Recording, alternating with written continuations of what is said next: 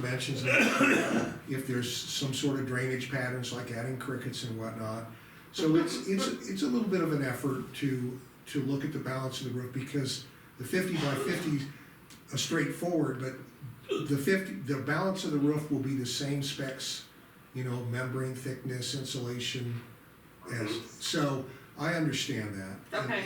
And that's an effort that needs to be done, but when we actually install this roof, you know, you got me thinking, and I don't wanna jump all over or divert this conversation, but part of what we're gonna have to do is get a roofing contractor, and so that might actually become part of your RFP, or your RFQ. We need to think about that, but the sequence of that new roof, that might be one of the first things they do, right, after they get the, anyway, let's keep going, I don't mean to. No, I did discuss that with Randy. I would like that as part of the work. If the contractor that's doing the structural repair work could bid the new roof as, say, an alternate, or, you know, then we could have them, one contractor on site to do all the construction work. And it would be seamless and really effective as far as time. And that meets the SHPO requirements? Well, that'll be part of this design, this design will. Okay, that's... Well, anyway, maybe I'm getting ahead, but. Now, the other question on page 2 that we were needing asked and answered is, so thank you for that clarification on the roof. But our other question on this page was about, in my conversation with Brandy and Jim, but more with Jim Schilke, I just want to ensure that he was under the impression that his cost would be included in this scope of work. Is that true? That is true. Okay, wonderful. Excellent. It's better than the opposite answer. Yeah. No, we've learned some lessons and have definitely been working the last couple of years to always include our consultants in our costs, since you really only see our costs, so that way if they're not surprises, they're not add-ons, we like you to see the whole cost up front. Awesome, thank you. All right, any more questions on page 2, or should we move to page 3? No questions. Let's move on. I think we're good. All right, so page 3, step 3 and 4. 3 is really not sort of in linear sequence, but as much as a specific task type that we would be doing, which would be the coordination with the State Historic Preservation Office and the National Park Service for the proposed scope of repairs, and particularly for that corner where we would be proposing to restructure and re-roof, change the roof structure in that area so we can have occupancy and make some parapet changes. So we would work with SHPO to make sure our design is allowable, and then have a provision of time for meeting with National Park Service if required for additional review. But I think the initial calls that Randy's had with his proposed idea of tipping the roof back, that seems to go over quite well with SHPO. It's just, well, you know, when it's hand waving, it's one thing, but when we actually get drawings put together, they can see the implications of it, that's another. So that's what we just need to show them pictures. Okay, Excellent. so that's a risk item that we're confident it's not gonna be an issue, but it could, but there isn't anything we can do about it. We need to draw it. We need to draw it up. We need to draw it, exactly, and you know, our mandate is that we will come up with a solution that is acceptable to SHPO as well as acceptable for future development of that building. So we'll find the middle ground if they don't like what we draw. Okay, That's the goal. Excellent. awesome. Thank you for being willing to do that coordination. Mhm.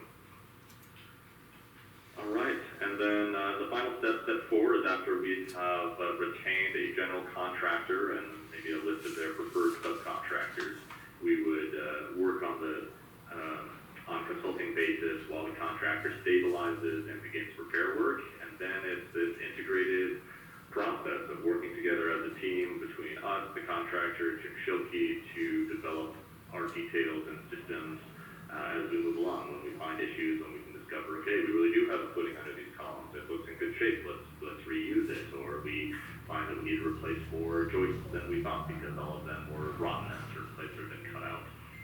We can't know every condition ahead of time and project that for a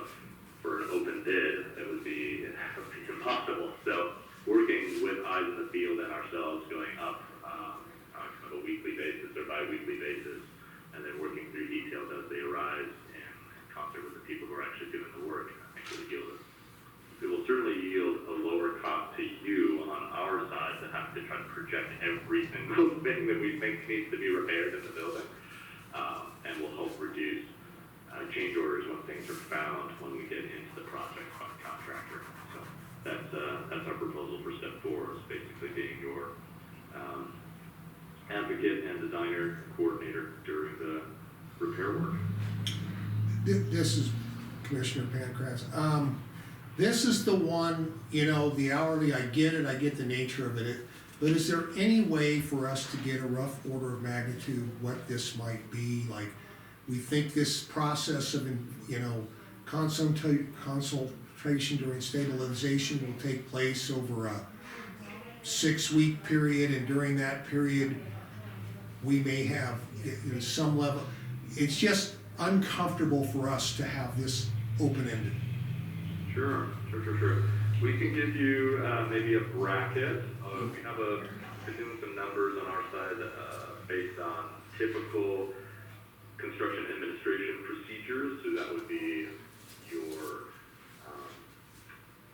typical CA process from an architect for site visits, evaluation, field reports, pay application reviews. Just from a typical CA Okay? valuation, I think we were coming in at around $15,000 for CA itself, and that's with our site visits, reviewing pay applications, submittals for structural materials if there were any, so somewhere around that realm. When we tried putting numbers together for the construction documents, that is, if we were to try to put together a bid set out there, we were going over $35,000 for construction documents. On top of the 15?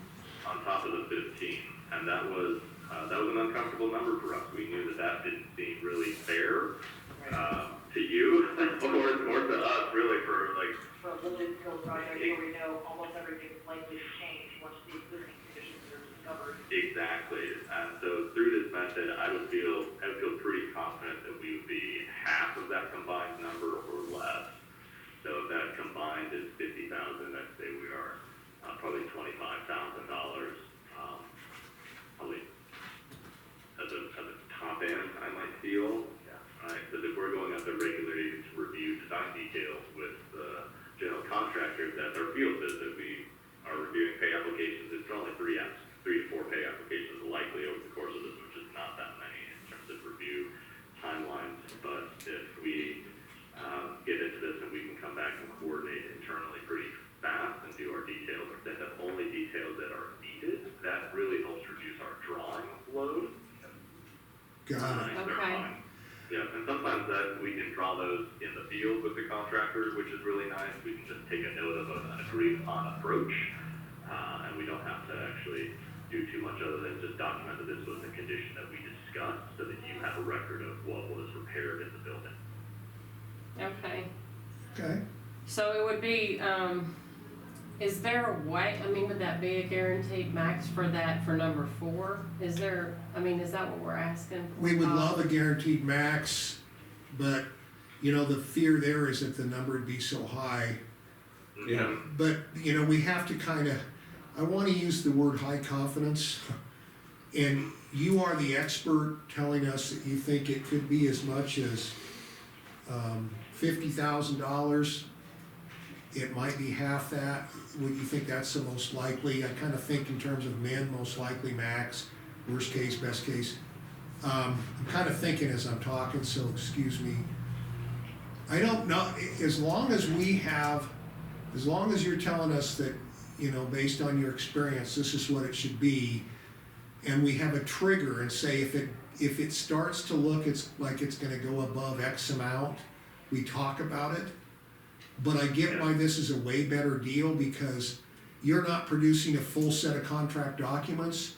You're addressing issues as they're discovered, and you're providing the contractor just with the documents that he needs to do the work. Is that sort of the thinking there?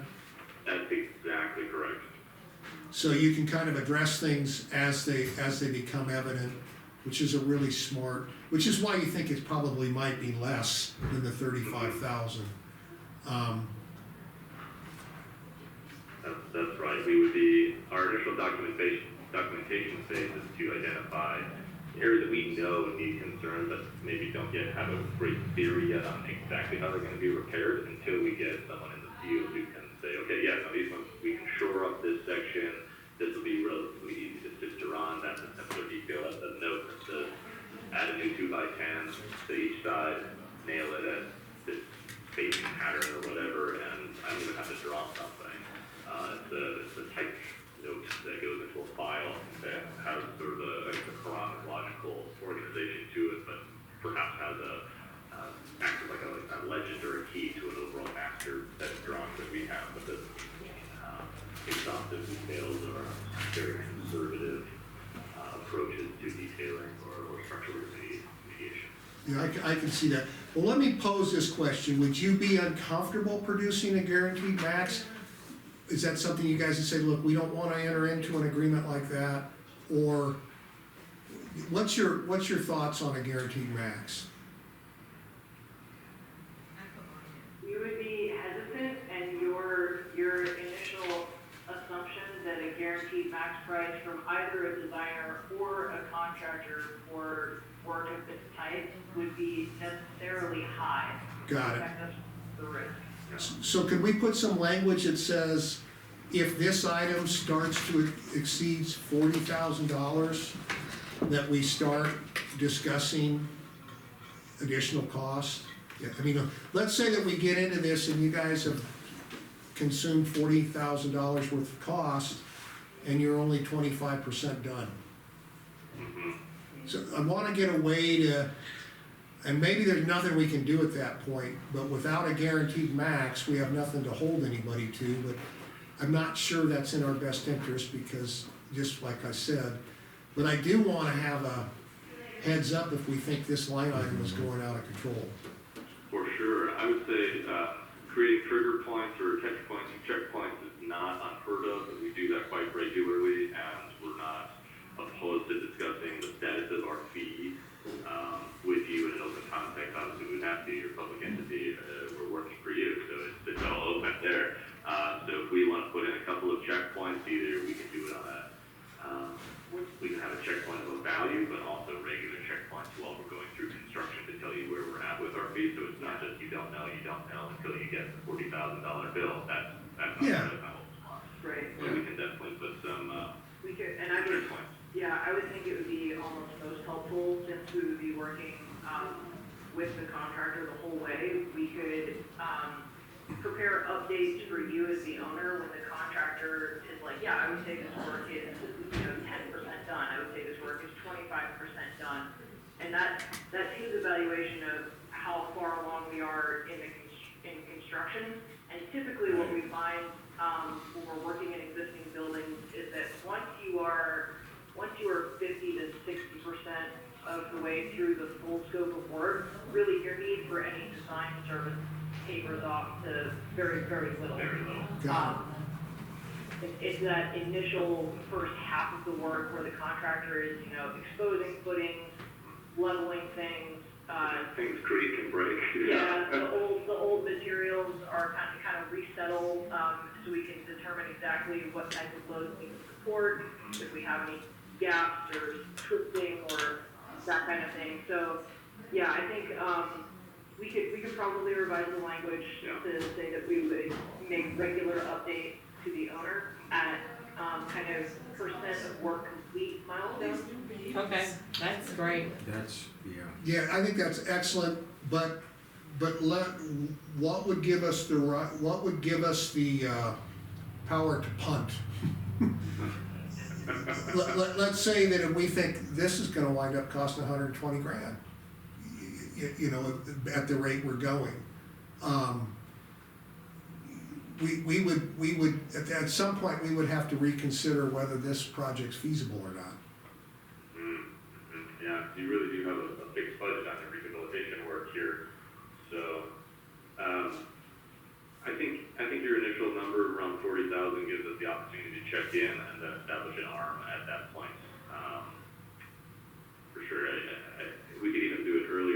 well, maybe 25 at half to say, do we think we're halfway done? And let's say we think we're only 30% done. Well, okay, well, now we know, we've kind of got a heads up that this might, but it's not like, no, we're 2% done. You know what I'm Right, saying? yeah.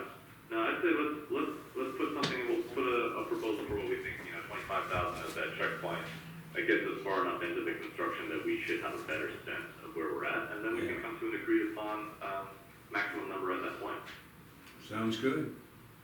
Yeah, or an estimate, yeah, that way I think we're protecting the county. Our biggest risk is that this doesn't become a money pit. And so we've done our feasibility, we know there's no guarantees for sure. What our best information is this is feasible, and some of the numbers are pretty high, but we've considered that. But anyway, okay, we can move on. I really appreciate that, thank you. You know, in the same vein, and I know this is further along, but while we're discussing cost, the other cost that I see in the proposal is, so if we take the 28,000 here, and then maybe the estimate that you've given us that you think maybe the top end is 25,000. There's also your reimbursable cost. Do you guys have any way to sort of tell us ballpark what this project could possibly cost in reimbursables? Yes, we've been doing some number crunching on that as well. An old rule of thumb that we used to use is about 3% of the professional fees for a reimbursable estimate or allowance. I think right now, mostly with travel costs and then our initial scanning equipment as a reimbursable expense. To travel during the construction phase, depending on the number of trips that we take, that ends up being, where's my numbers here? 70, I think we're around $2,000 to $3,000 in total.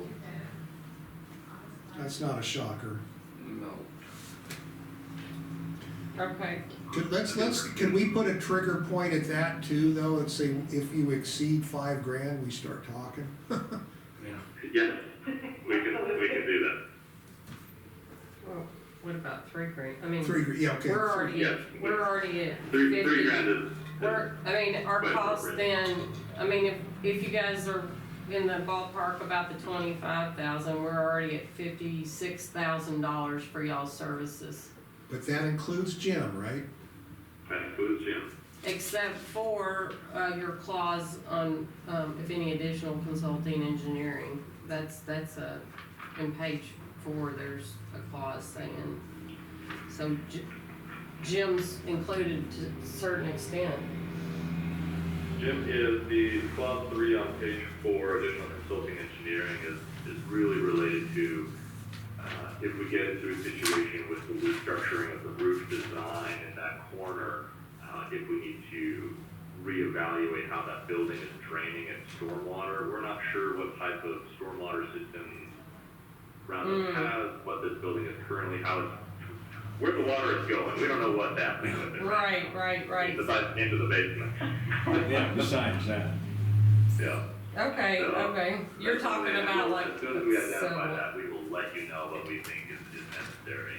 Okay. But you've assumed a certain condition of drainage design, right? Or is this nothing dealing with? We have. Okay. This is if it deviates from that and it's more. It's if we get into the building and we identify that the existing condition that we would like to return to and tie back to does not appear to be serviceable anymore, or if a proposed alternative such as sheet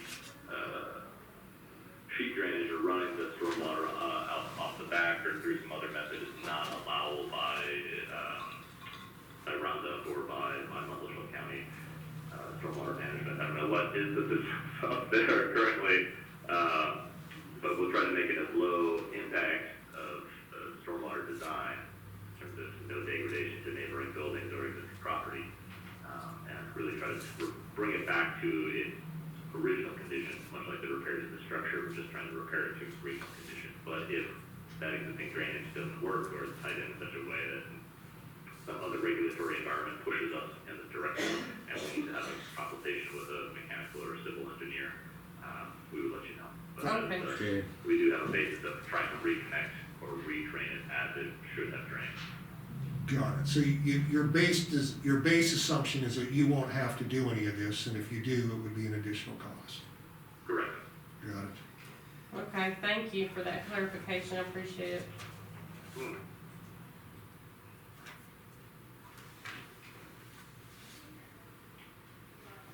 Where are we at? Sorry, we kinda, That's all right. We're on page 4.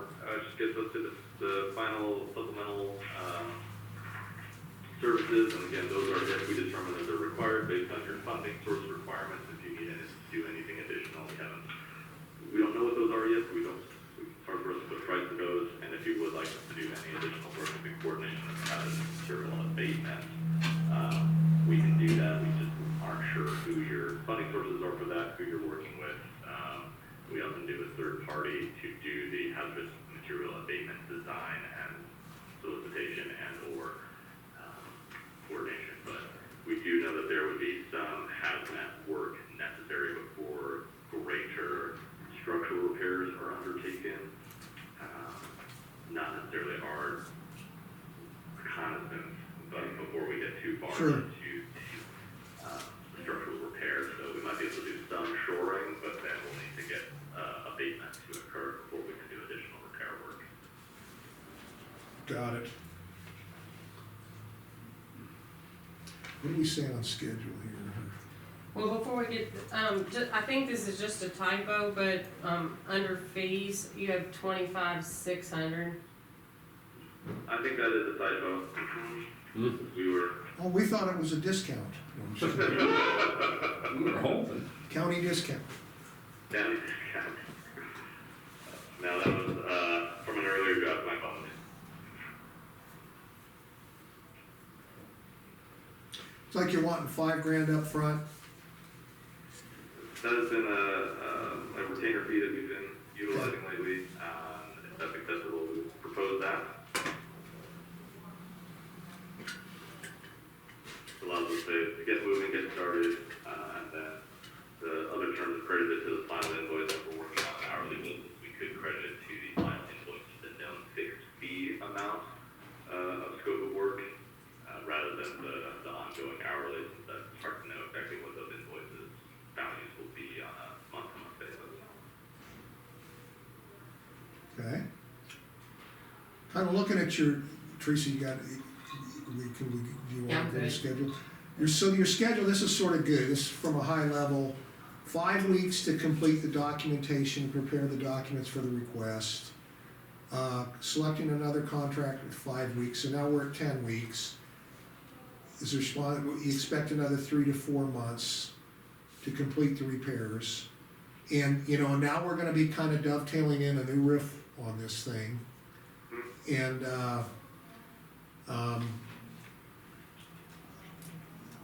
so what's that add up to, roughly 6 months? About 6 months. Okay. So which is basically the life of the temporary roof. Okay, so that's sort of rough, there's nothing in stone there, but that's your best guess based on your experience, given what you understand the nature of our situation is. So that'd be great, so we could have a new roof and this thing repaired. Yeah, that would be great. Yeah, I love the milestones, I appreciate that timeline, and I really am excited about that timeline, to get the county the best bid. You know, I think, I really appreciate you guys coming up with this alternative proposal, and, I'll commit on my side, I'm working really hard to get through the municipalities' our due diligence, so that we, because I know we're already behind your timeline. The project kicked off was November 7th, but we'll work as hard as we can to, you know, get through our process. And Catch up. well, Absolutely. it's a lot to do in 1 week. Yes, it is. We got this last Friday. Well, I really appreciate the work you put into this, and I appreciate your candor about giving us numbers in some of these risk areas. Really appreciate that, so that we have confidence that we're gonna have a contract that protects us in case things go in the wrong direction. And I'm optimistic we'll be all right. Great, no, our pleasure to help. So Eric Emery, I had one last question. In the exclusions on paragraph 3, under exclusions, if we add the line item of, in the scope of work of the new roof, will that, affect anything in permitting or building code or anything, or is this just standard maintenance? I believe it would be a no on permitting. If anything, it's a notice to the state just letting them know that we are doing it, but I don't believe they would need complete drawings. Similar to other repair work or even re-roofing in here in buildings, I think it's really just a deck permit or a counter permit is what we call it. Just letting them know what you're doing, who's doing it, how much of the area it is. That's about it. I don't think we've done any drawings, but we checked with a colleague of ours here at the office, and he's just recently checked with the state on a separate project for re-roofing, so feel pretty confident that no permitting would be required. I should say no permit drawing. Would that be the city?